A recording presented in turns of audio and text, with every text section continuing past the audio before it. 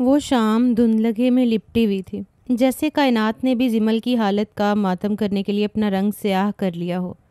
Servant quarter کا چھوٹا سا کمرہ جسے کبھی ملازمین کی آرام گاہ سمجھا جاتا تھا، آج ایک دلہن کے انتظار کا کمرہ بن چکا تھا۔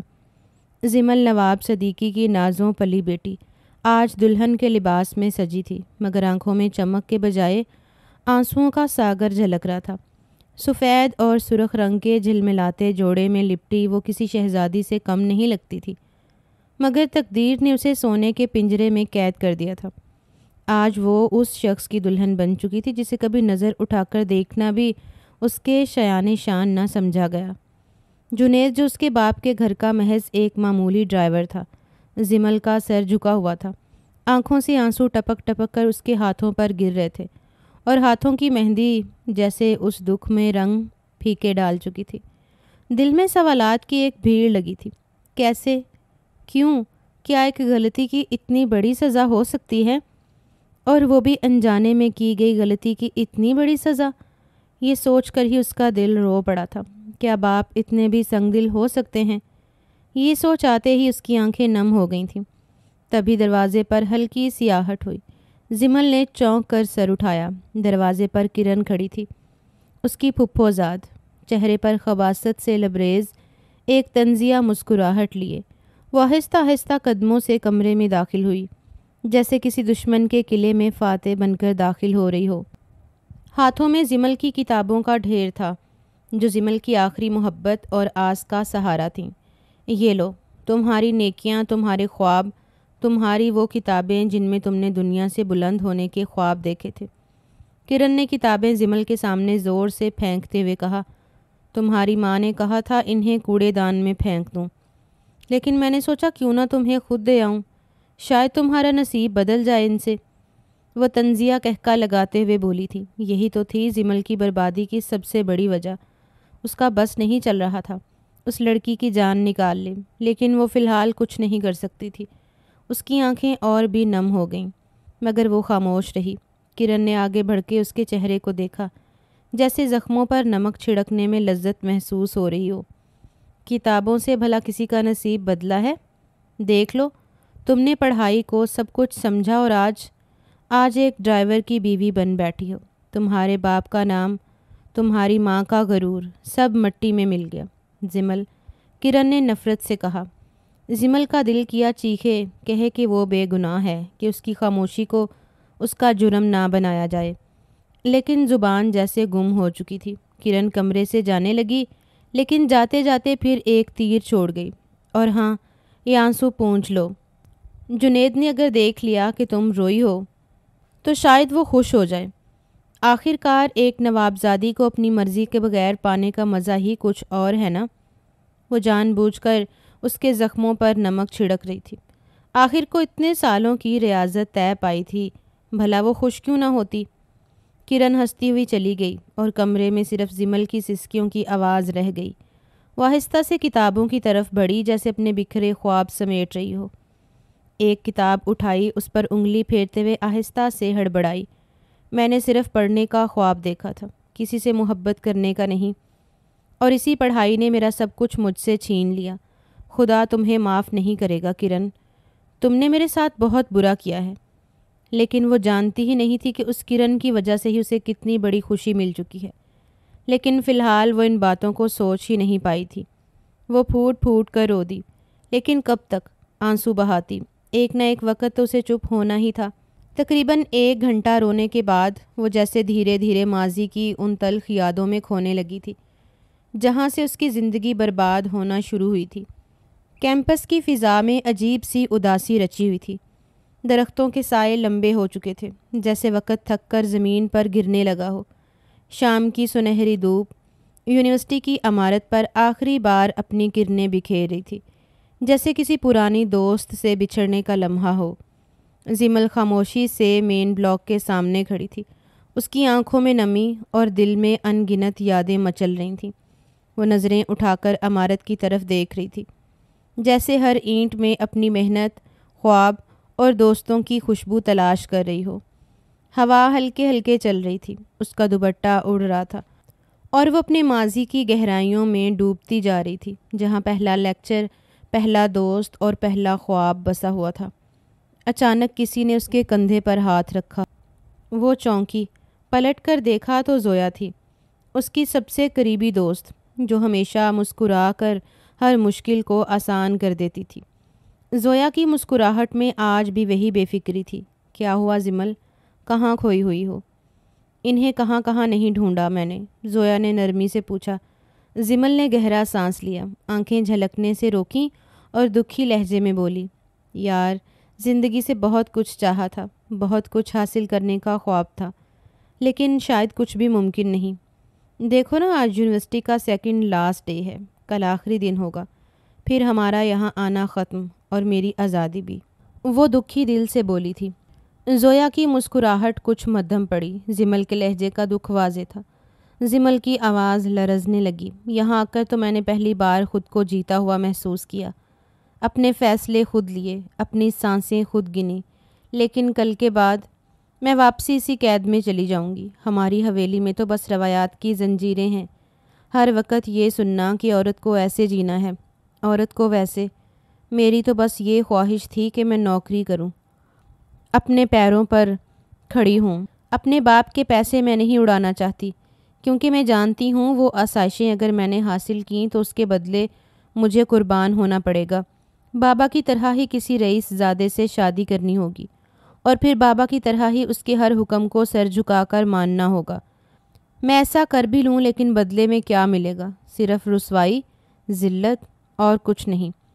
زویا نے دکھ سے اس کی جانب دیکھا تھا۔ وہ تو اس کے گھر کے ہر حالات سے واقف تھی، لیکن آج وہ اس کو اداس نہیں رہنے دینا چاہتی تھی، اس لیے جلدی سے بات کا رخ بدلا اور شوخی سے بولی، تم نوکری کر لو، اپنے بابا کو کہہ دینا کہ کوئی کورس کر رہی ہو، اسی بہانے تم جاب کر سکتی ہو، یا پھر بتانا ہی نہیں کہ تمہاری ابھی پڑھائی مکمل ہوئی ہے، انہیں کیا پتا کہ تم تعلیم مکمل کر چکی ہو۔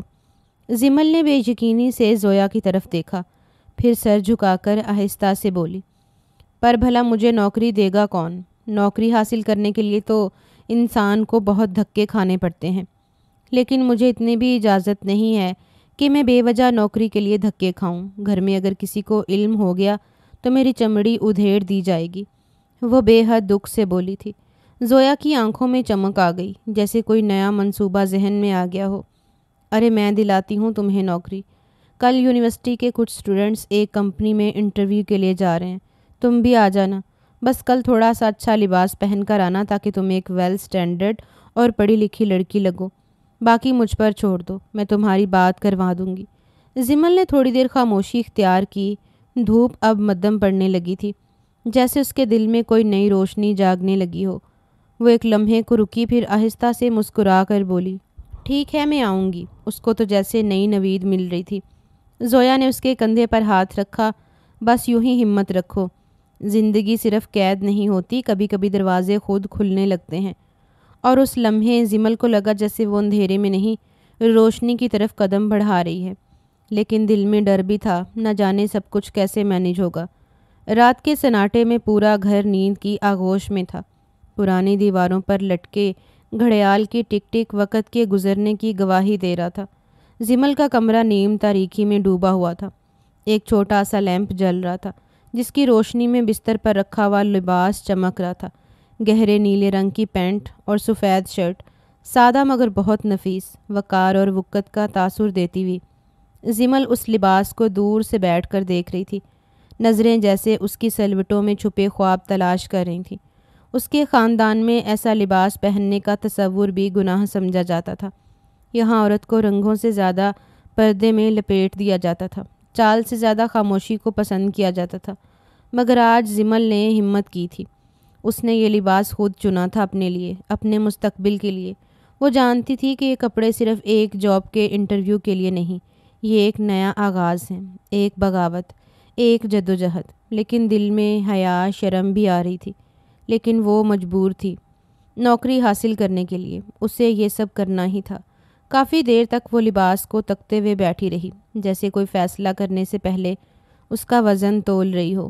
پھر آہستہ سے اٹھی، دوپٹہ سنبھالا اور اپنے کمرے کے کونے میں موجود وضو کے لیے بنے چھوٹے سے روم کی طرف چلی گئی۔ نل سے گرتے پانی کی ٹھنڈک جیسے اس کے اندر کی بے چینی کو دھو رہی تھی۔ ہر قطرہ اس کی سوچوں کو شفاف کر رہا تھا۔ وضو مکمل کرتے ہی وہ خاموشی سے جائے نماز بچھا کر بیٹھ گئی۔ کمرے میں اب صرف اس کی سسکیاں اور دھیما دھیما سانسوں کا شور تھا۔ اس نے عشاء کی نماز پڑھی، بہت سکون سے، جیسے ہر سجدے میں اپنا بوجھ اتار رہی ہو۔ سلام پھیرتے ہی وہ ہاتھ اٹھا کر رب کے حضور خاموشی سے جھک گئی۔ یا اللہ، میرے رب، تو جانتا ہے کہ میرے دل میں کیا ہے۔ تو جانتا ہے میں نے یہ تعلیم کتنی مشکل سے حاصل کی ہے۔ میں نے ہر دن ہر رات یہ سوچ کر گزارا ہے کہ ایک دن میں اپنے پیروں پر کھڑی ہوں گی۔ اس کی آواز بھرا گئی، آنکھوں سے آنسو نکل کر رخساروں پر بہہ گئے۔ یا اللہ، اس گھر میں، ان دیواروں میں گھٹتی جا رہی ہوں۔ یہاں میری آواز دب جاتی ہے، میری خواہشیں بے معنی ہو جاتی ہیں۔ میں ہر وقت بس ایک عورت ہونے کی سزا بھگتتی ہوں۔ میں اس قید سے نکلنا چاہتی ہوں۔ یا اللہ، مجھے آزادی دے، مجھے وہ موقع دے کہ میں خود کو ثابت کر سکوں۔ اس کے لب کپ کپانے لگے۔ مجھے اس انٹرویو میں کامیابی دے یا رب، میرے قدم نہ ڈگمگائیں، تو میرے ساتھ ہو۔ مجھے ہمت دے، راستہ دے، میں تیری بندی ہوں، تو مجھے ضائع نہ جانے دے۔ میں بہت تھک چکی ہوں مولا، اب مجھے جینا ہے، اپنے لیے، اپنے خوابوں کے لیے، بس اب اور نہیں۔ دعا مکمل کرتے ہی وہ سجدے میں چلی گئی۔ آنکھوں سے بہتے آنسو جائے نماز کو بھگو چکے تھے۔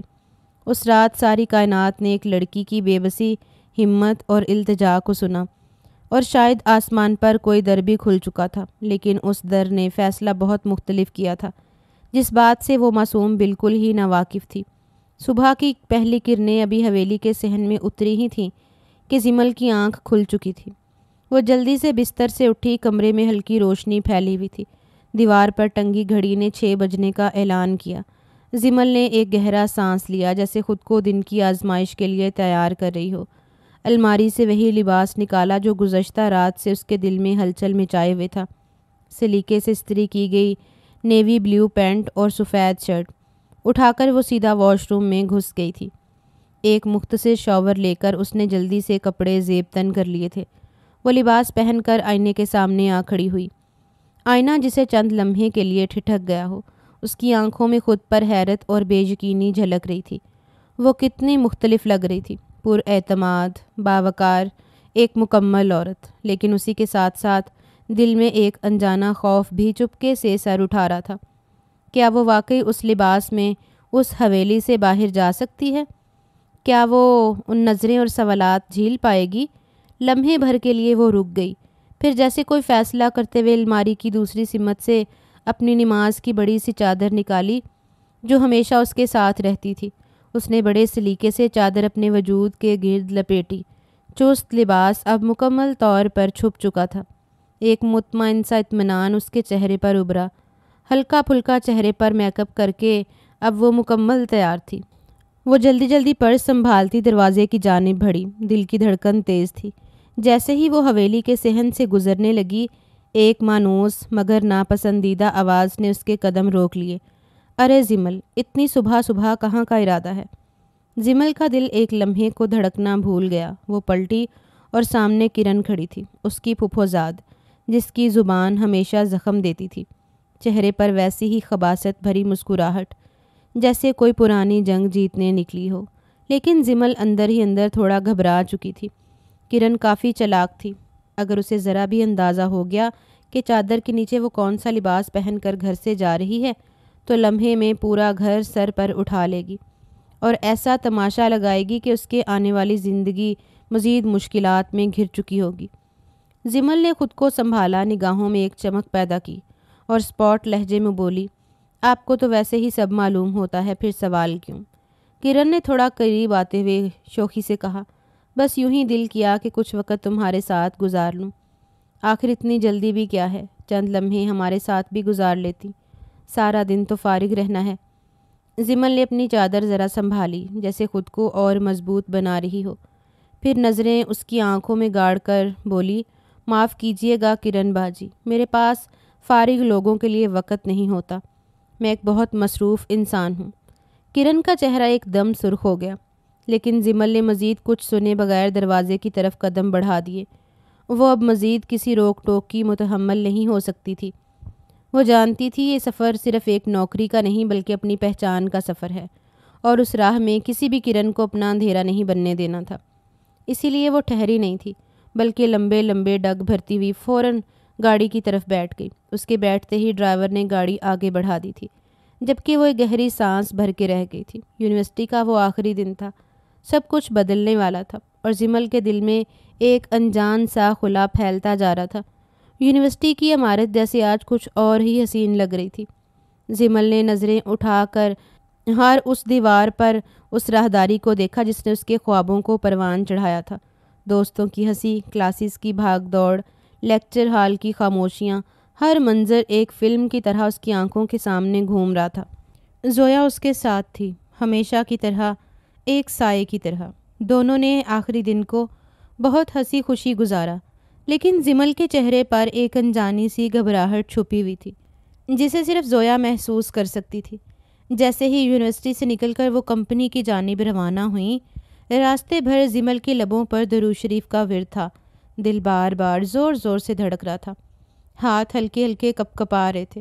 ایک دو بار تو وہ زویا کو منع بھی کر چکی تھی کہ رہنے دیتی ہوں، اگر بابا یا گھر میں سے کسی کو پتہ چل گیا تو بے وجہ کا ہنگامہ کھڑا ہو جائے گا، میری ذات کو بے وجہ یہ لوگ نشانہ بنائیں گے، امی کی تربیت پر انگلیاں اٹھائی جائیں گی، میں گھر واپس چلی جاتی ہوں۔ لیکن زویا کی ہمت دلانے پر وہ کمپنی کی جانب روانہ ہو ہی گئی تھی۔ گاڑی کمپنی کے سامنے رکی۔ بلند و بالا عمارت نے جیسے زمل کے حوصلے کو ایک بار پھر پریشان کیا تھا۔ وہ یہاں تو آ چکی تھی، لیکن اندر سے پورا وجود کانپ رہا تھا۔ وہ خاموشی سے زویا کے ساتھ عمارت کے اندر داخل ہوئی۔ ویٹنگ ایریا میں پہلے سے کئی امیدوار بیٹھے تھے، ہر کوئی اپنا لباس، انداز اور اعتماد کے ساتھ نمایاں لگ رہا تھا۔ مہنگے برانڈز کے کپڑے، پروفیشنل لک، ہر چیز زمل کے اندر ایک ہیجان پیدا کر رہی تھی، لیکن خود وہ بھی کسی سے کم نہیں لگ رہی تھی۔ سلیقے سے سلی ہوئی شرٹ، نفیس میک اپ اور صاف ستھرا اعتماد، جو بھی تھوڑا تھوڑا لرز رہا تھا۔ زویا نے زمل کی طرف دیکھا اور اس کا ہاتھ دبایا۔ بس تھوڑا سا اور صبر، تم یہ کہہ سکتی ہو، تم کیوں اتنا ڈر رہی ہو؟ تعلیم ہے تمہارے پاس، اچھے گریڈز ہیں، اس کے بعد اچھی شکل و صورت بھی ہے۔ آج کل تو زمانے میں یہ سب چیزیں بھی بہت نوٹ کی جاتی ہیں۔ تم پریشان نہ ہو، نوکری تمہاری ہی ہوگی، اور ویسے بھی محنت کرنے والوں کی کبھی ہار نہیں ہوتی، ایک بار کوشش کر لینے میں کوئی حرج نہیں۔ زویا کی باتوں میں وزن ضرور تھا، لیکن زمل بہت زیادہ سہم چکی تھی۔ لیکن فی الحال اس نے سر ہلایا، لیکن آنکھوں میں لرزش نمایاں تھی۔ اتنے میں ایک باوقار سی لیڈی ہاتھ میں فائل لیے اس کی طرف آئی اور نرم لہجے میں بولی، زمل فاطمہ، پلیز آپ اندر آ جائیے۔ زمل کا دل جیسے رک گیا۔ اس نے جلدی سے زویا کی طرف دیکھا۔ زویا، میں نہیں جانتی مجھ سے یہ ہوگا بھی یا نہیں۔ اس کی آواز میں وہی ہچکچاہٹ تھی جو ہر نئے سفر کے پہلے قدم پر ہوتی ہے۔ زویا نے فوراً جواب دیا، زمل، تم پڑھی لکھی ہو، باشعور ہو، یہ لوگ تم سے بہتر کسی کو نہیں ڈھونڈ سکتے۔ اگر ہمت کر ہی لی ہے تو ڈٹ کر سامنا کرو۔ گھبراہٹ صرف موقع چھینتی ہے، کامیابی نہیں دیتی، وہ اس کو حوصلہ دیتے ہوئے بولی تھی۔ زمل نے گہری سانس لی، اپنی چادر اتار کر زویا کو تھمائی اور ایک بار پھر سیدھی ہو کر کھڑی ہوئی۔ اس کے چہرے پر ایک عجیب سا سکون تھا، جیسے دعا کا اثر اتر آیا ہو۔ وہ آہستہ قدموں سے اس کمرے کی طرف بڑھی جہاں اس کا پہلا امتحان تھا۔ دروازے کے سامنے پہنچ کر اس نے نرمی سے دستک دی۔ کم آن، اندر سے ایک گمبھیر روبدار آواز سنائی دی۔ زمل نے پلکیں جھپکیں۔ نہ جانے کیوں یہ آواز اسے مانوس لگی تھی، لیکن وہ اپنا سر جھکا گئی تھی۔ ایک آخری سانس لی اور دروازہ کھولنے کے لیے ہاتھ بڑھا دیا تھا۔ کمرے کا دروازہ ہولے سے چرچراتا کھلا اور زمل کے قدم جیسے زمین سے جھڑ گئے۔ وہ آواز واقعی مانوس سی تھی، کیونکہ وہ کسی اور کی نہیں بلکہ اس کے ہی کزن کی تھی۔ سامنے والی کرسی پر بیٹھا شخص کوئی اور نہیں بلکہ شہریار افندی تھا، اس کا کزن، بچپن کا جانا پہچانا چہرہ، جس کے ماتھے کی ایک ایک شکن اس کے لیے اجنبی ہو چکی تھی۔ اس کی آنکھوں میں شدید حیرت ابھری، جیسے اسے یقین نہ آ رہا ہو کہ سامنے کھڑی یہ لڑکی زمل فاطمہ ہی ہے۔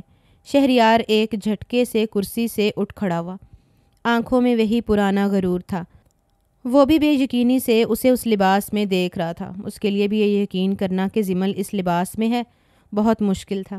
جس وقت زمل اس کمپنی میں داخل ہوئی تھی اسے کچھ عجیب محسوس ہوا تھا۔ نوابوں کی شایان شان بہت سی چیزیں اسے نظر آئی تھیں، لیکن وہ نظر انداز کر گئی تھی۔ زمل، وہ دھاڑا، آواز میں غصے کی چنگاریاں تھیں۔ یہ کیا بےہودگی ہے؟ زمل ہچکچاتے ہوئے ایک قدم پیچھے ہٹی، لیکن دروازے کے کنارے سے ٹکرا گئی۔ شہریار اس کے قریب آیا، تیز قدموں سے، جیسے ہر فاصلہ ایک لمحے میں ختم کرنا ہو۔ اس نے اس کا بازو سختی سے تھام لیا اور جھٹکے سے اس دیوار کے ساتھ دھکیل دیا۔ یہ کس طرح کا لباس پہن کر تم گھر سے نکلی ہو؟ اس کے الفاظ زہر میں بجھے تھے۔ اجازت کس نے دی تمہیں یہاں آنے کی؟ کس لیے آئی ہو یہاں؟ اپنی عزت کی نیلامی کرنے؟ اس کا لہجہ پھنکارتا ہوا تھا۔ بس نہیں چل رہا تھا کہ پورا آفس ہی الٹ دے۔ زمل کی آنکھیں خوف سے پھیل گئیں، ہونٹ کانپنے لگے۔ وہ کچھ کہنا چاہتی تھی، صفائی دینا چاہتی تھی، لیکن الفاظ جیسے گلے میں ہی اٹک گئے۔ شہریار، اس کی آواز کانپ رہی تھی، میں نوکری کے لیے۔ شہریار نے اس کی بات کاٹ دی اور ایک زوردار تھپڑ اس کے چہرے پر رسید کیا۔ پورا کمرہ جیسے لمحے بھر کو ساکت ہو گیا۔ زمل کا چہرہ ایک طرف کو جھک گیا، آنکھوں میں آنسو امڑ آئے، لیکن وہ پھر بھی کچھ بولی نہیں، صرف خالی بے یقین نظروں سے اس شخص کو دیکھتی رہی جو اس کا خون تھا، مگر آج دشمنوں سے بھی بدتر لگ رہا تھا۔ تمہیں شرم آنی چاہیے۔ کس چیز کی کمی ہے تمہیں جو نوکری کرنے کے لیے تم گھر سے باہر نکلو گی؟ شہریار کی آواز گونجی، تمہیں گھر واپس جانا ہوگا، ابھی کے ابھی۔ لہجہ آگ اگلتا ہوا تھا۔ اس نے دوبارہ زمل کا بازو پکڑا اور کمرے سے باہر کھینچنے لگا۔ زمل نے مزاحمت کی، خود کو چھڑانے کی کوشش کی۔ چھوڑیے مجھے، یہ آپ کا حق نہیں ہے کہ آپ میرے ساتھ اس طرح کا سلوک کریں۔ زمل کی آواز میں لرزش تھی، لیکن الفاظ میں ہمت چھپی تھی۔ شہریار نے اس کی بات سنی انسنی کر دی، جیسے وہ کسی کی بات سننے آیا ہی نہ ہو۔ وہ اسے گھسیٹتا ہوا پارکنگ کی جانب بڑھنے لگا۔ زویا فوراً اپنی جگہ پر کھڑی ہو گئی تھی، لیکن شہریار افندی کو دیکھ اس کی ہمت نہیں ہوئی تھی کہ وہ آگے بڑھ کر کچھ کہہ پاتی۔ زمل کی چادر اب زویا کے ہاتھ میں تھی۔ ہر قدم پر وہ رکنے کی التجا کر رہی تھی، لیکن شہریار کا جنون تھمنے کا نام نہیں لے رہا تھا۔ پارکنگ کے دروازے کے قریب پہنچتے ہی زمل کی آنکھوں سے آنسو بہنے لگے۔ وہ جانتی تھی یہ صرف ایک انٹرویو کا دروازہ نہیں تھا جو بند ہوا ہے، یہ شاید اس کی آزادی کی آخری سیڑھی بھی تھی، جسے کسی نے قدموں تلے رون دیا تھا۔ شہریار نے بے رحمی سے زمل کو گاڑی میں دھکیلا، جیسے وہ کوئی چیز ہو، نہ عزت، نہ نرمی، نہ خونی رشتہ۔ زمل کا بازو بری طرح چھل گیا تھا، مگر وہ اپنی تکلیف کو دبا گئی۔ شہریار نے ڈرائیونگ سیٹ سنبھالی، اس کی انگلیاں سٹیئرنگ پر سختی سے جمی تھیں، جیسے غصے کا لاوا اب بھی پھٹنے کو ہو۔ گاڑی کا انجن گرجا اور وہ سڑک پر پوری رفتار سے دوڑنے لگی۔ یہی سکھایا تھا ہم نے تمہیں؟ شہریار کی آواز گاڑی کے شور سے بھی بلند تھی۔ اس لیے ہم نے تمہیں شہر بھیجا تاکہ تم یوں بازاروں میں گھومتی پھرو، مردوں کے بیچ بیٹھ کر نوکری کے خواب دیکھو۔ زمل نے آنسوؤں سے بھری آنکھوں سے اسے دیکھا۔ شہریار بھائی، پلیز میری بات تو سنیے، میں صرف انٹرویو دینے گئی تھی، بند کرو یہ ڈرامے۔ وہ دھاڑا، کس نے اجازت دی تمہیں؟ نواب صدیقی کی بیٹی ہو تم، تمہارا ہر قدم ہماری عزت کا آئینہ ہے، اور تم یہ کپڑے پہن کر بغیر بتائے مردوں کے درمیان جا کر، تمہیں شرم آنی چاہیے۔ وہ بولتے ہوئے لال سرخ ہو چکا تھا۔ آخر کو نواب تھا، ایسے کیسے اپنی بہن بیٹی کو اس طرح بازار میں دیکھ سکتا تھا؟ زمل کا دل دھک دھک کر رہا تھا، آنسو اب رخساروں سے بہہ کر اس کی گردن تک پہنچ چکے تھے۔ میں صرف ایک موقع چاہتی تھی، اپنی محنت کو ضائع نہیں کرنا چاہتی تھی۔ میں گھٹ گھٹ کے جی رہی ہوں شہریار بھائی، پلیز میری بات تو سنیے۔ شہریار نے طنزیہ کہکا مارا، محنت؟ تم جیسی لڑکیاں محنت کے نام پر بے حیائی کا پرچم بلند کرتی ہیں۔ نوکری؟ کیا کمی ہے تمہیں؟ کپڑے، زیور، گاڑی، نوکر، سب کچھ تو ہے، پھر کیا چاہیے تمہیں؟ آزادی۔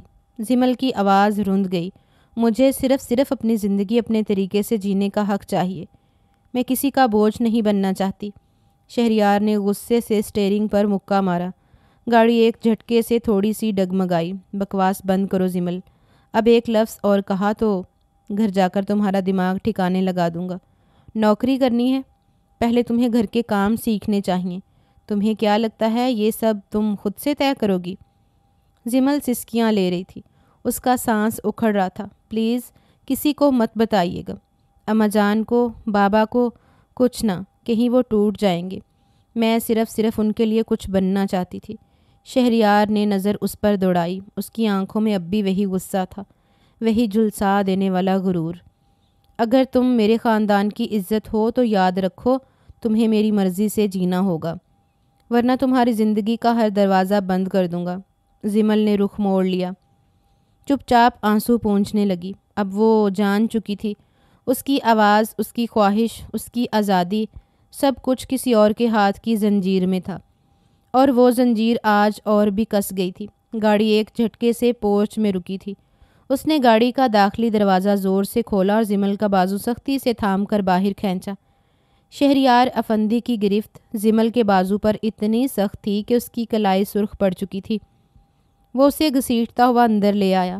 اس کے قدم لڑکھڑا رہے تھے، بال بکھرے ہوئے تھے اور آنکھیں آنسوؤں سے نم تھیں۔ اس کے کپڑے جو بھی چند لمحے پہلے آئینے کے سامنے وقار سے چمک رہے تھے، اب خاندانی غیرت کے ماتھے پر بدنما داغ سمجھے جا رہے تھے۔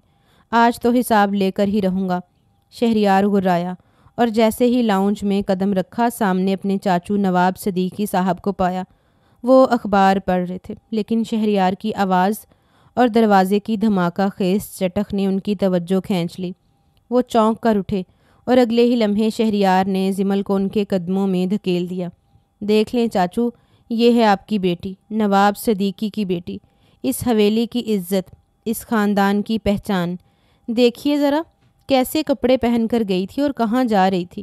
زمل زمین پر گری سسکیاں لے رہی تھی۔ اس کی نظریں اپنے باپ کی طرف تھیں، جن کی آنکھوں میں حیرت، دکھ اور سختی کی ایک خاموش لہر دوڑ گئی تھی۔ ان کی نظریں اپنے بیٹے پر جیسے جم سی گئی تھیں۔ وہ خود بھی لمحے بھر کو ساکت ہو گئے۔ ان کی انگلیوں سے اخبار پھسل کر فرش پر آ گرا۔ یہ کیا ہے زمل؟ ان کی آواز بہت دھیمی مگر لرزتی ہوئی تھی۔ زمل کچھ کہنے کی ہمت نہ کر سکی، صرف ہچکیوں میں جواب دفن ہو گیا۔ وہ باپ کی نگاہوں میں شرمندگی بن چکی تھی، اور شاید یہ احساس ہی سب سے زیادہ تکلیف دہ تھا۔ ادھر گھر کے باقی افراد، اماں جان، پھپھو، ملازمائیں، سب کمرے میں جمع ہونا شروع ہو چکے تھے۔ سرگوشیاں ہو رہی تھیں، نظروں میں حیرت اور تاثر تھا۔ کرن نے طنزیہ مسکراہٹ چھپانے کی کوشش بھی نہیں کی۔ صدیقی صاحب نے ایک گہری سانس لی۔ ان کا چہرہ سنجیدہ اور سرد ہو گیا۔ انہوں نے کوئی لفظ نہیں کہا، صرف ایک سخت نگاہ زمل پر ڈالی اور ہاتھ کے اشارے سے اسے اوپر جانے کا حکم دیا، کیونکہ لاؤنج میں کافی ملازم بھی آ چکے تھے، اور وہ نہیں چاہتے تھے کہ ان کی بیٹی کی عزت کی دھجیاں اس طرح اڑائی جائیں۔ کچھ دن بعد اس کی شادی تھی اور وہ اپنی بیٹی کو محفوظ کرنا چاہتے تھے۔ جاؤ کمرے میں۔ آواز رکی رکی سی تھی، جیسے دل کو کاٹتے ہوئے نکلی ہو۔ شہریار نے قدم آگے بڑھایا۔ چاچو نہیں، ایسے نہیں، بس۔ شہریار صدیقی صاحب نے ہاتھ اٹھا کر اسے خاموش کرا دیا۔ کافی ہو گیا۔ زمل ہونٹ کاٹتی، دل کی دھڑکنیں گنتی، اپنے آنسو چھپاتی وہاں سے اٹھی۔ اس کے قدم لرز رہے تھے، لیکن وہ اب اپنے کمرے کی طرف جا رہی تھی۔ ہر قدم کے ساتھ اس کی پشت پر درجنوں نظریں گڑی تھیں، لیکن اس کی ہمت جواب دے چکی تھی۔ وہ ایک بیٹی تھی جو خواب لے کر چلی تھی، مگر اب صرف الزام اوڑھ کر واپس آئی تھی، اور ایسے الزام جس میں صرف اور صرف بے عزتی ہی تھی۔ وقت دھیرے دھیرے گزرتا جا رہا تھا۔ زمل کمرے کے فرش پر دوزانوں بیٹھی تھی، آنکھیں رو رو کر سوج چکی تھیں اور چہرہ لال ہو رہا تھا۔ آنسو تھمنے کا نام ہی نہیں لے رہے تھے، جیسے دل کے اندر جمع سب غم بارش بن کر آنکھوں سے برستے جا رہے تھے۔ وہ کبھی اپنے بازو کو سہلاتی، کبھی ہچکیوں میں گم ہو جاتی۔ اس کو یقین نہیں آ رہا تھا کہ کتنی بے عزتی کا سامنا اس نے کیا۔ اگر شہریار اپنی اوقات نہ دکھاتا، خاموش ہو جاتا تو کتنا اچھا تھا، لیکن نہ اس آدمی نے سننا تھا اور نہ اس نے سنا تھا۔ ابھی وہ انہی سب باتوں میں الجھی ہوئی تھی جب اچانک سائڈ ٹیبل پر رکھے موبائل کی اسکرین روشن ہوئی اور پھر بیل بجنے لگی۔ زمل نے نم آنکھوں سے فون کی اسکرین دیکھی۔ زویا کا نام جھلملا رہا تھا۔ وہ تیزی سے فون اٹھا گئی تھی۔ ہیلو زمل، یہ کیا ہوا تھا؟ زویا کی گھبرائی ہوئی آواز آئی۔ کون تھا وہ لڑکا جو تمہیں اس طرح کھینچ کر لے گیا؟ میں کچھ سمجھ ہی نہیں پائی۔ میں نے بیچ میں اس لیے مداخلت نہیں کی کیونکہ لگا شاید تمہارا کوئی قریبی رشتہ دار ہے، مگر تم ٹھیک تو ہو؟ زمل کا گلا روند گیا۔ اس نے بمشکل اپنی آواز کو سنبھالا۔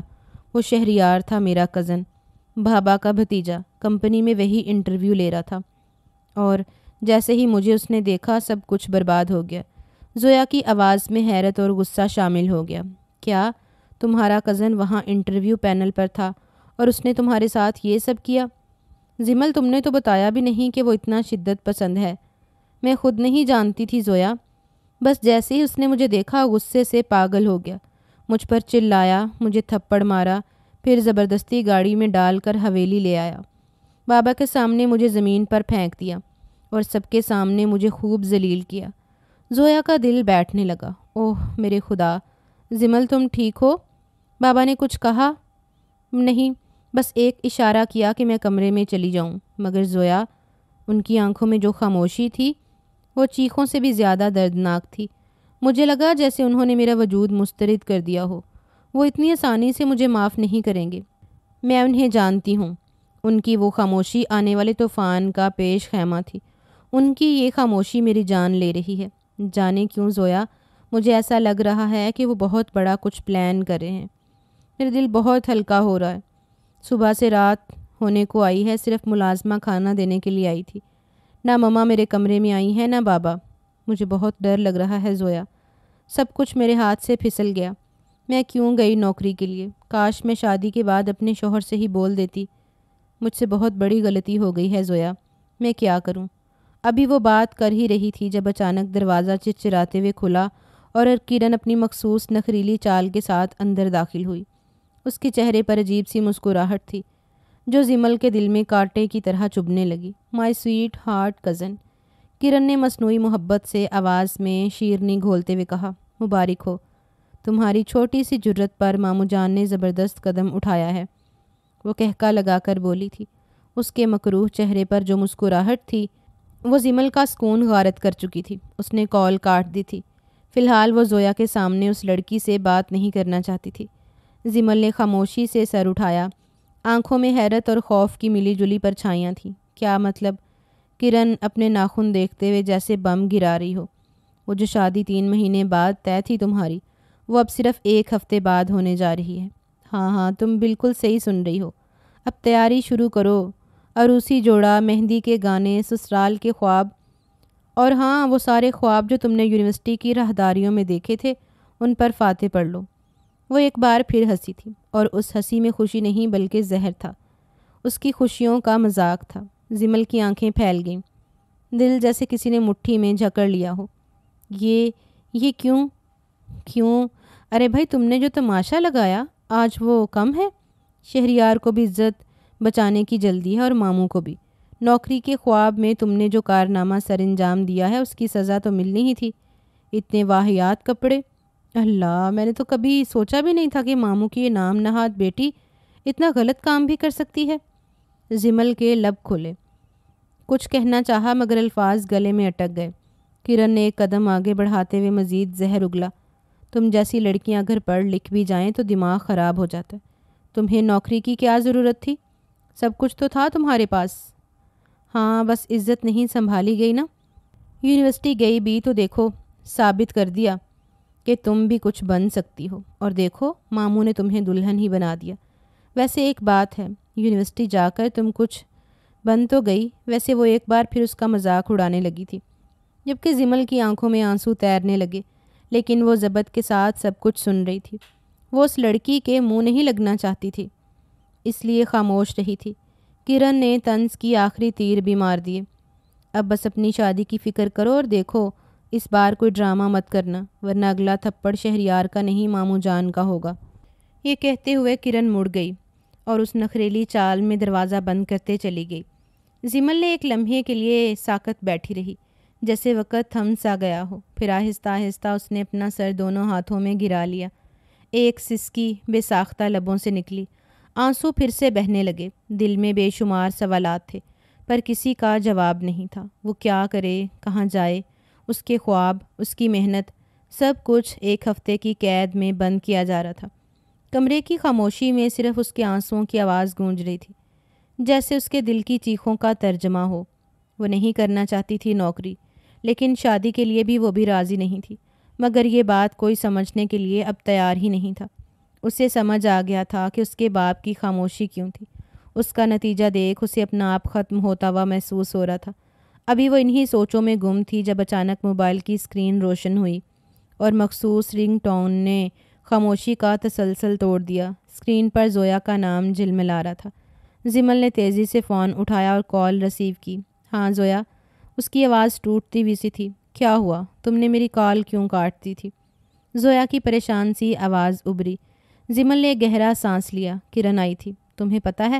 اس نے آتے ہی ایک دھماکہ کر دیا۔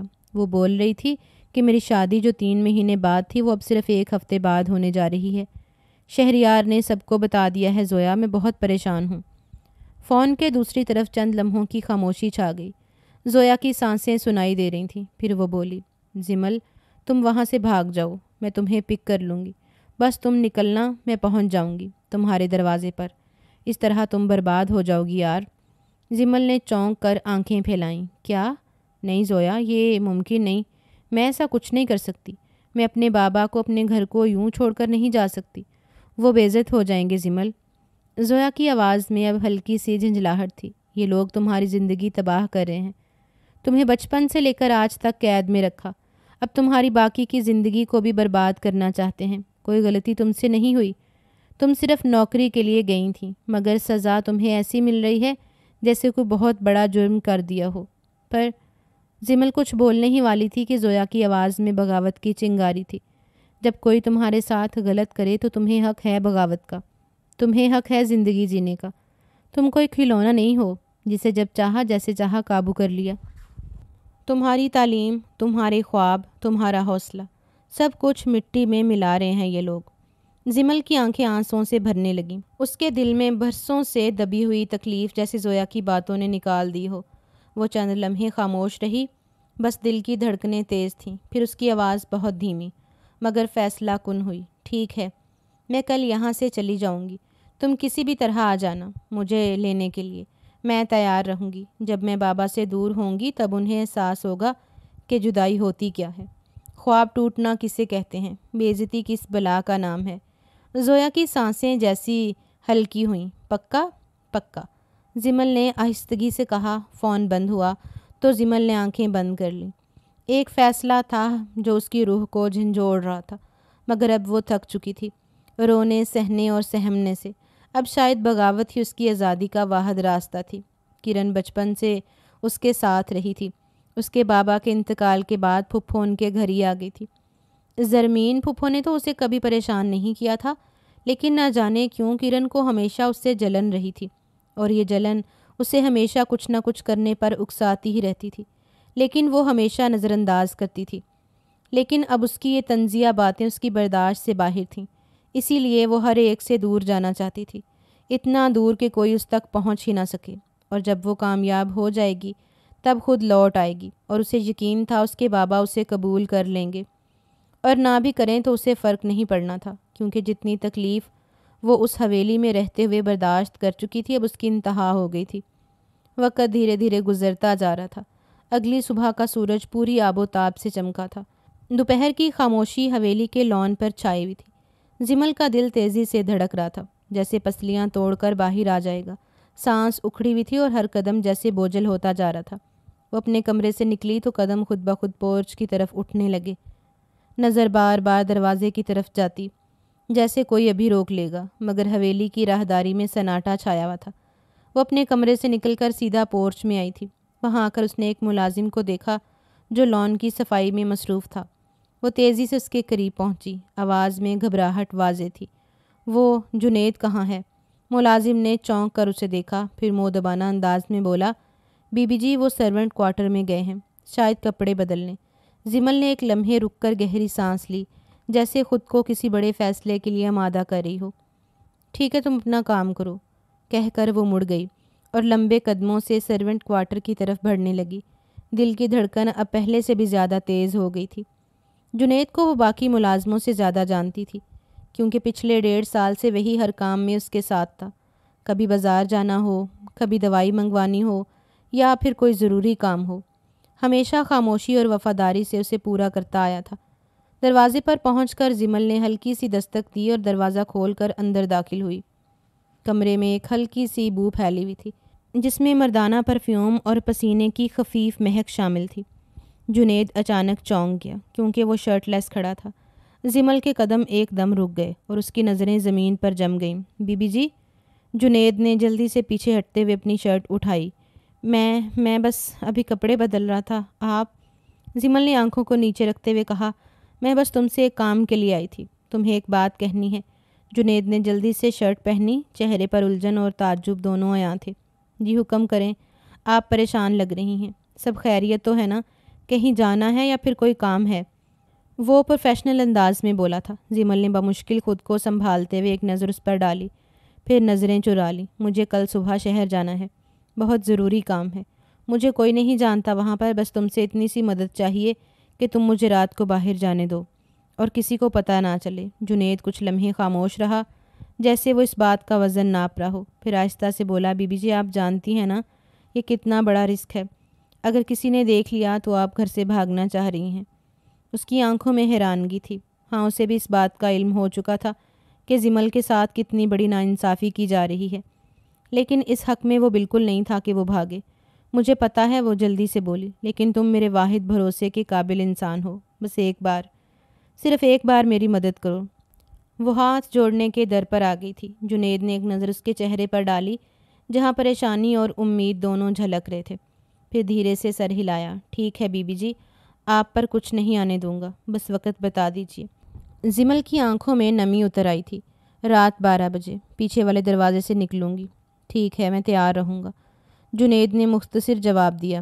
زمل نے ایک آخری نظر اس پر ڈال کر واپس مڑ گئے، دل میں ہزار وسوسے مگر ایک ہلکی سی امید بھی۔ شاید اب اس کی رہائی کی گھڑی آ پہنچی تھی، لیکن جانتی ہی نہیں تھی یہ گھڑی رہائی کی نہیں بلکہ ایک مکمل قید کی تھی، ایک ایسی قید جس میں صرف اور صرف رسوائی تھی۔ رات کی تاریکی حویلی پر سایہ فگن ہو چکی تھی، کمروں کی روشنیاں مدھم پڑ رہی تھیں، مگر زمل کے کمرے میں چلتا بلب اس کی حالت کی ترجمانی کر رہا تھا۔ وہ تیزی سے بیگ میں کپڑے رکھ رہی تھی، ہاتھ کانپ رہے تھے، آنکھیں بار بار دروازے کی طرف اٹھ جاتی، دل کی دھڑکن کسی تیز تپلے کی طرح بج رہی تھی۔ ہر چیز بے ترتیب تھی، جیسے اس کی زندگی اچانک کمرے کا دروازہ ایک جھٹکے سے کھلا۔ زمل کا دل دہل گیا، اس نے گردن گھما کر دیکھا اور قدموں تلے زمین کھسک گئی۔ دروازے پر صدیقی صاحب کھڑے تھے، آنکھوں میں انگارے، چہرہ سرخ، سانسیں بھاری۔ ان کے ہاتھ میں ایک مڑا ہوا خط تھا۔ زمل کے لب کانپنے لگے، وہ کچھ بھی نہ کہہ سکی۔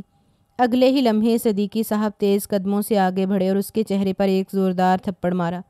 زمل پیچھے کو لڑکھڑائی، آنکھوں میں حیرت اور چہرے پر اذیت کی پرچھائیاں۔ اسی دن کے لیے تمہیں پالا تھا ہم نے، اسی لیے تمہیں تعلیم دی تھی کہ ایک 2 ٹکے کے ڈرائیور کے ساتھ بھاگنے کی پلاننگ کرو۔ وہ چیخی، ان کی آواز میں نہ صرف غصہ تھا بلکہ ایک باپ کے خواب ٹوٹنے کا کرب بھی۔ زمل کا حلق خشک ہو چکا تھا، آواز نہ نکلی۔ صدیقی صاحب نے ہاتھ میں پکڑا خط اس کے سامنے لہرایا۔ یہ کیا بکواس ہے؟ تم نے یہ خط لکھا ہے جنید کے ساتھ محبت، اس کے ساتھ بھاگ رہی ہو؟ تمہارا دماغ ٹھیک ہے؟ تم جانتی ہو تمہارا رشتہ ٹوٹ چکا ہے، پورے خاندان میں تماشا بن چکا ہوں۔ زمل نے کپ کپاتے ہاتھوں سے خط لیا، آنکھوں میں نمی تیرنے لگی۔ بابا میں نے کچھ نہیں لکھا، یہ جھوٹ ہے، میں بھاگنے کا سوچ رہی تھی لیکن جنید کے ساتھ نہیں۔ لیکن صدیقی صاحب نے اس کی ایک نہ سنی۔ چپ، ایک لفظ اور نہیں۔ ہم نے تمہیں نازوں سے پالا اور تم نے کیا کیا؟ اپنی مرضی سے شادی کرنی ہے، محبت کے چکر چلانے ہیں، اور وہ ایک ڈرائیور کے ساتھ۔ اسی لمحے زمل کی نگاہ دروازے کے پیچھے پڑی، وہاں کرن کھڑی تھی، چہرے پر فاتحانہ مسکراہٹ، آنکھوں میں زہر گھولا ہوا۔ لمحے بھر میں زمل کی سمجھ میں آ گیا، یہ خط، یہ سازش، سب کرن کا بچھایا ہوا جال تھا۔ بابا یہ خط میں نے نہیں لکھا، یہ کرن نے لکھا ہے، وہ مجھے بدنام کرنا چاہتی ہے، مجھے اس رشتے سے بچانے کے لیے۔ بس کر دو زمل، صدیقی صاحب دھاڑے، اب تم دوسروں پر الزام لگاؤ گی اپنے جرم سے بچنے کے لیے۔ یہ خط تمہارے بیگ سے نکلا ہے، تم کچھ بھی کہو اب کچھ فرق نہیں پڑتا۔ تم نے ہماری عزت مٹی میں ملا دی، سب تباہ کر دیا۔ مجھے شرم آتی ہے کہ تم میری بیٹی ہو۔ زمل روتی رہی، وضاحت دیتی رہی، مگر صدیقی صاحب کا چہرہ سخت پتھر کی مانند ہو چکا تھا۔ انہوں نے ایک آخری سرد نگاہ زمل پر ڈالی اور دروازہ زور سے بند کر کے باہر نکل گئے۔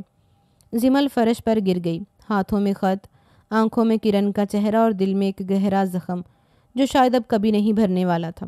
تھوڑی ہی دیر گزری تھی جب ایک ملازم اسے نیچے بلانے کے لیے آ گیا تھا۔ محفل سج چکی تھی اور اب اس کی قبر تیار کی جا رہی تھی۔ لاؤنج کی فضا غیر معمولی طور پر بوجھل تھی، جیسے ہر سانس میں ایک طوفان دبا ہوا ہو۔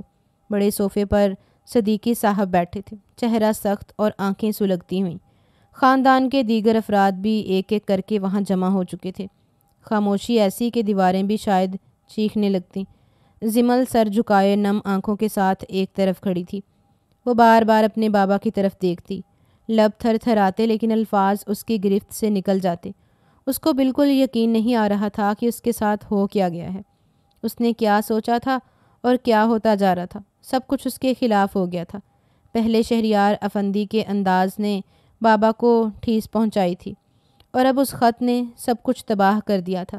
رشتہ ٹوٹ جانا کوئی آسان بات نہیں تھی۔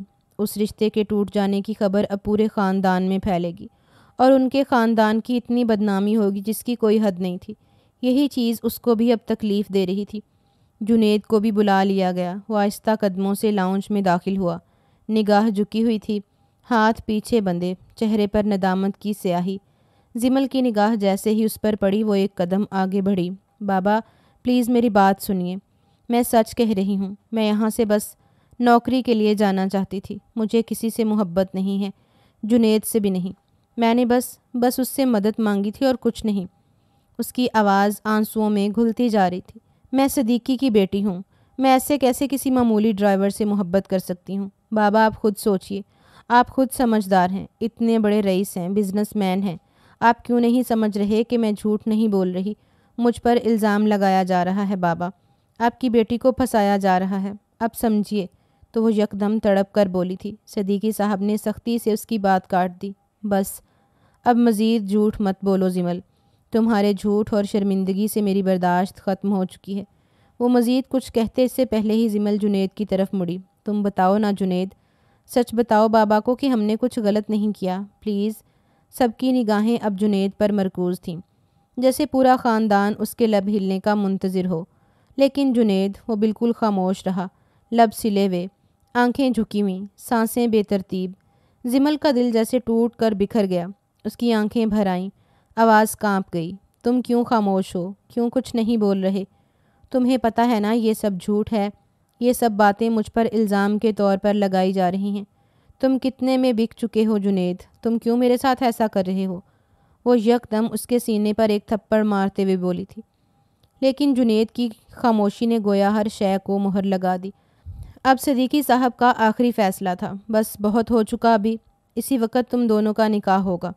ان کی آواز گونجی۔ ہم مزید اس خاندان میں بےہودگی برداشت نہیں کریں گے۔ بہت آگ ہے تم میں، اب اسی کے ساتھ تمہیں میں رخصت کروں گا۔ ساری زندگی میں تم سے اب منہ موڑ لوں گا، میرا تم سے کوئی واسطہ نہیں رہے گا۔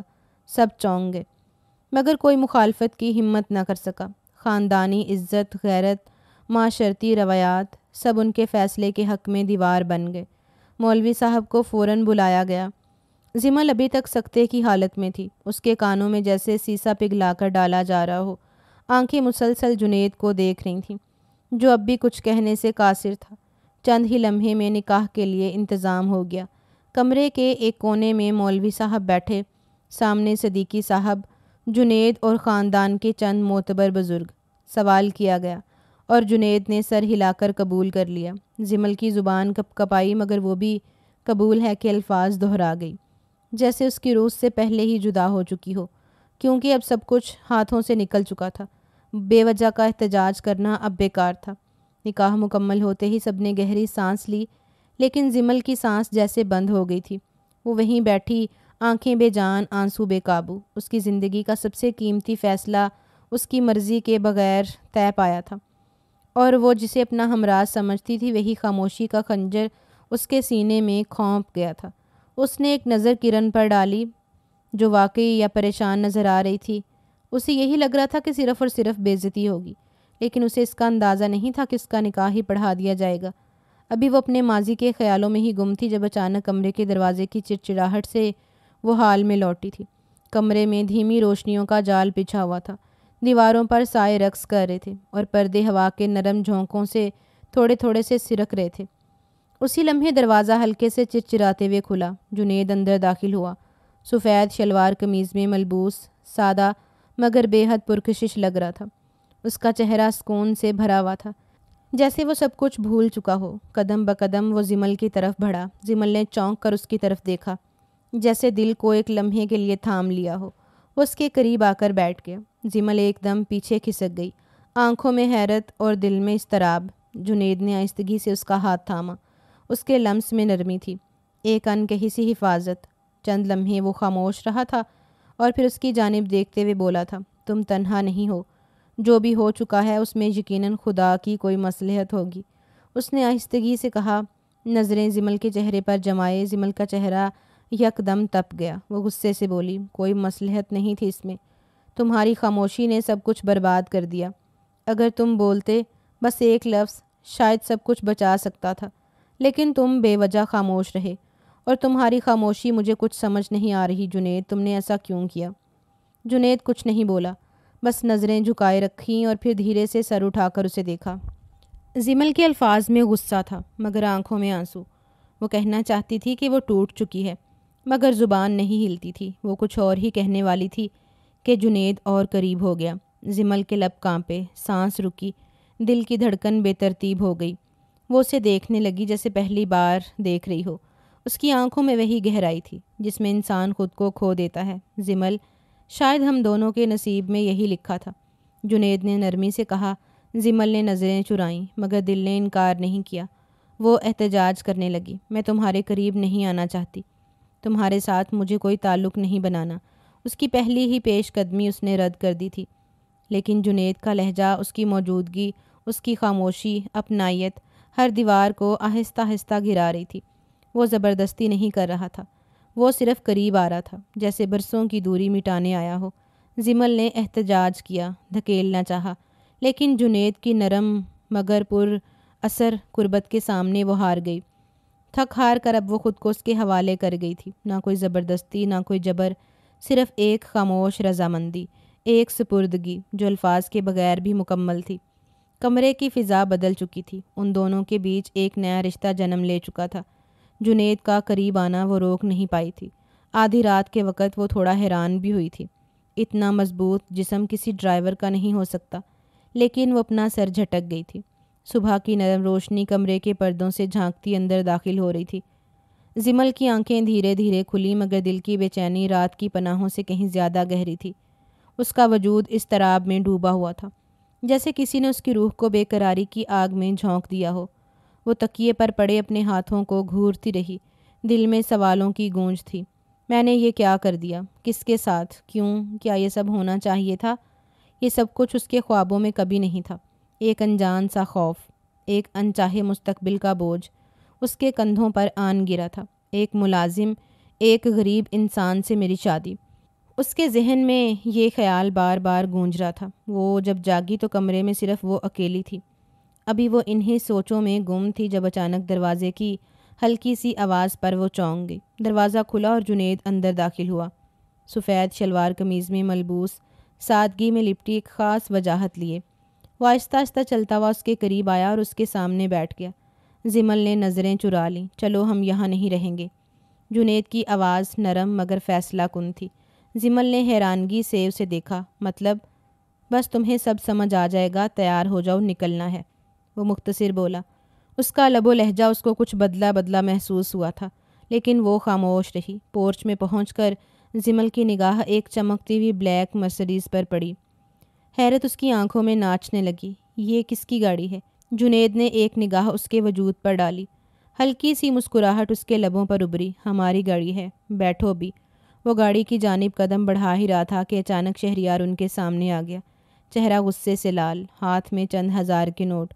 اس نے غصے سے نوٹ جنید کے چہرے پر مارے۔ یہ لے اور یہاں سے دفع ہو جا، اس لڑکی کی شکل بھی نہ دکھانا دوبارہ۔ جنید کا چہرہ ایک پل کو سخت ہوا، پھر اس نے آگے بڑھ کر شہریار کے پیٹ پر ایک زوردار لات ماری۔ شہریار دور جا گرا۔ جنید نے جھک کر اس کی طرف دیکھا اور بولا، چپ ہی رہو تو بہتر ہے، ورنہ ایسی موت دوں گا کہ 7 نسلیں یاد رکھیں گی۔ شہریار کچھ بولنے ہی والا تھا کہ جنید نے اسے نظر انداز کیا اور زمل کا ہاتھ تھامے گاڑی کی طرف بڑھ گیا۔ زمل مکمل خاموش تھی۔ جنید کا یہ روپ اس کے لیے نیا تھا، حیران کن تھا۔ کئی گھنٹوں کی مسافت کے بعد گاڑی ایک خوبصورت شاندار بنگلے کے سامنے رکی۔ زمل نے باہر نکلتے ہی سوالات کی بارش کر دی۔ یہ سب کیا ہے؟ یہ کس کا گھر ہے؟ گاڑی؟ تم کون ہو جنید؟ مجھے کچھ سمجھ نہیں آ رہی۔ تم کیا چھپانا چاہتے ہو مجھ سے؟ وہ تڑپ کر بولی تھی۔ مضبوط جسم، بڑی گاڑی، اب بڑا بنگلہ، یہ سب اس کی سمجھ سے بالاتر تھا۔ اس نے کبھی جنید کو غور سے نہیں دیکھا تھا، لیکن اب دیکھ رہی تھی تو دھنگ رہ گئی تھی۔ وہ کوئی معمولی ڈرائیور لگ ہی نہیں رہا تھا۔ جنید خاموشی سے کچھ لمحے اسے دیکھتا رہا، پھر بولا، میں ISI کا ایجنٹ ہوں۔ تمہارے باپ کے گھر میں صرف ایک مشن کے تحت ملازمت کی، کیونکہ وہاں بڑے لوگ آتے جاتے تھے اور ہمیں اندر کی خبریں درکار تھیں۔ میں کوئی غریب نہیں ہوں اور تمہاری آزادی کے لیے آج سے سب دروازے کھلے ہیں۔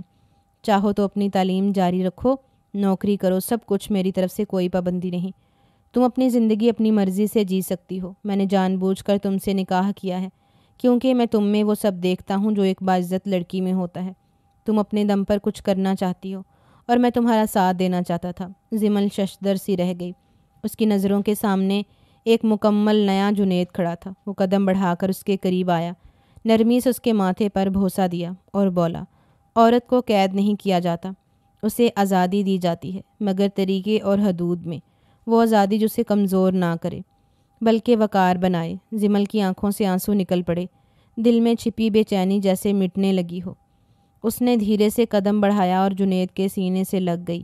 کل رات اس کا قریب آنا اس کے لیے بے وجہ نہیں تھا، بلکہ جنید اس سے مضبوط تعلق چاہتا تھا، اور اسے ایک مضبوط کردار میں دیکھ اسے ڈھیروں ڈھیر سکون ملا تھا۔ اس کے رب نے اس کی سن لی تھی، اس کی پاک نیت کا صلہ اس کو مل گیا تھا۔ جنید نے اپنے بازوؤں کا دائرہ اس کے گرد مضبوط کر لیا، اور یوں وہ دو اجنبی ایک نیا سفر ساتھ شروع کرنے کے لیے گلے لگ گئے۔ ایک نئی صبح، نئی امید اور ایک نیا رشتہ، محبت، عزت اور اعتبار کے سنگ۔